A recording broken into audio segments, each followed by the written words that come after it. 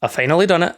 I finally read it. Here's your book review for Dungeon Crawler Carol. This review will be tricky for me because it is notoriously difficult to say the name Carol in a Scottish accent. It just sounds like Carol, as in like Carol. They sound the same.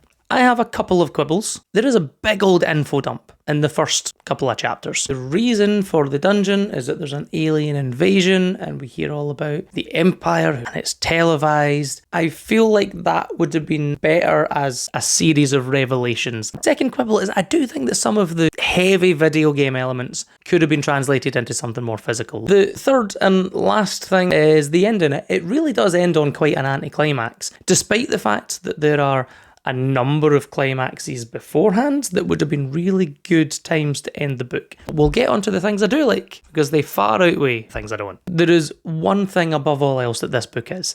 It's fun. Right from the opening chapter, I was listening to it in audiobook form while I was out for a walk, and I laughed out loud, and then was quite embarrassed about the fact I'd laughed out loud. Very few books can do that. This book does characters impeccably. Carol is lovable, relatable. He's this sort of grumpy guy who's just past it all, but at the same time, beneath that front has a heart of gold. And his sidekick is his purebred Persian cat, who, by some fluke early on in the story, gains the ability to talk and becomes her own character. Princess Donut is fantastic. Much like Carol, she has depth. She's this sort of pompous, fake royal. But again, underneath, you have this character who is frightened and wants to do the right thing, but is also afraid of how she's perceived. And she's also wickedly intelligent. World building takes a lot of the traditional elements of a Dungeons and Dragon type thing and subverts a lot of it, or just makes some of it weird. One of the first monsters to come across is a llama that spits lava. And that's the kind of